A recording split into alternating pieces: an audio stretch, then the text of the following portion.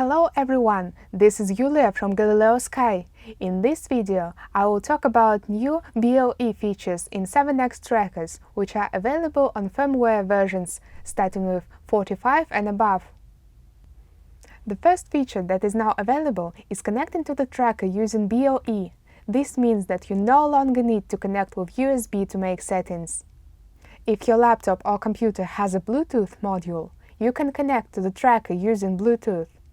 To start, you need to update the firmware to version 45 and activate the Bluetooth configuration feature on the Security tab.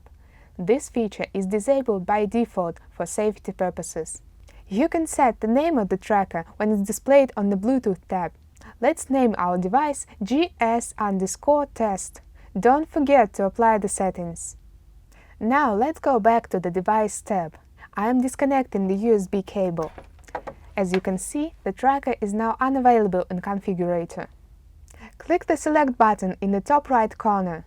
In the list, you can see all the trackers that are now in the Bluetooth reception zone. Let's choose our device, GS_test. While setting the tracker through BLE, there may be short interruptions in receiving data from wireless sensors and in the work of scripts that control devices using Bluetooth, as shown in the window. Click the Connect button. Configurator starts loading information about the tracker. This process is faster than with remote connection, but slightly slower than with USB. When connected to the device using BLE, you can view and change its settings and run commands. You have access to almost all the features as when connected with a USB cable. For example, you can see diagnostic messages, use a Bluetooth scanner, and configure Modbus sensors. Seems like the only limit will be working with the CAN bus. If you plan to search for CAN data and analyze them using custom filters, it is better to connect to the tracker using USB. Unfortunately, Bluetooth speed is not enough for getting all CAN data. Another useful feature is uploading scripts using Bluetooth.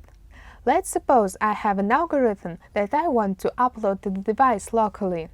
Go to the Easy Logic tab and open the algorithm you need.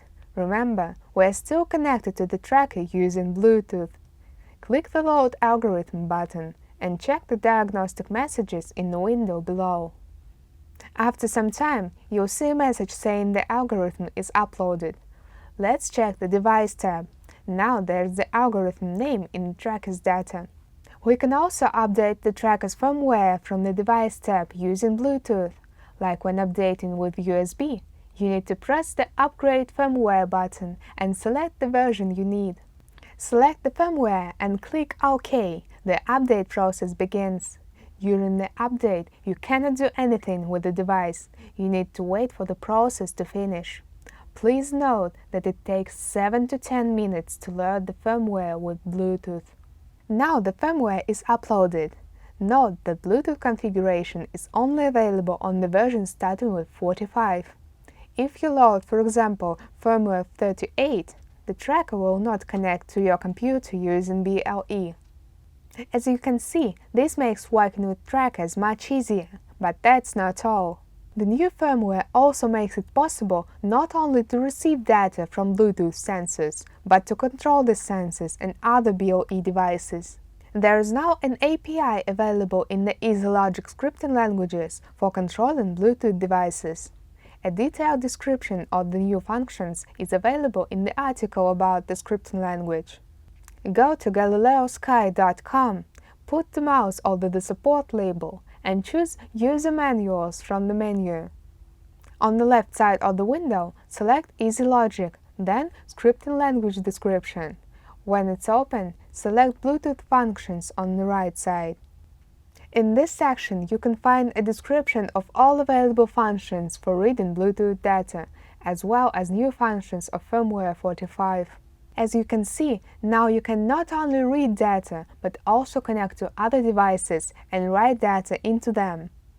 This feature allows you to control wireless sensors, and it really expands your opportunities for working with them. Let's see how new functions work in practice.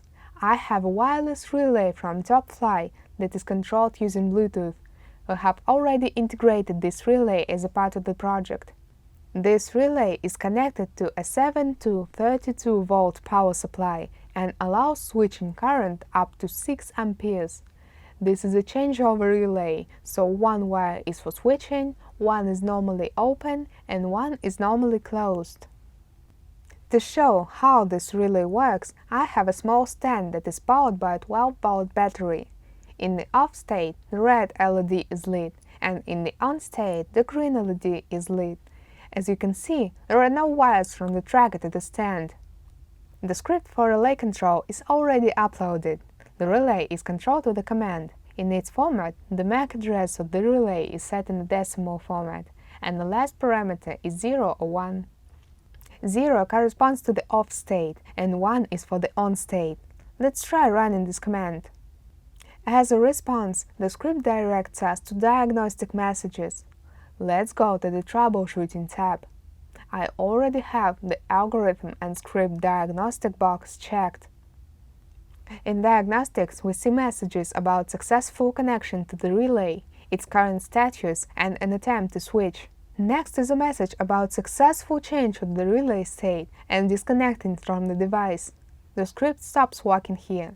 As you can see, switching the relay takes only a few seconds from the moment of sending the command. Thanks to the new scripting language functions, you can integrate much more devices, which means a greater choice of equipment for your projects.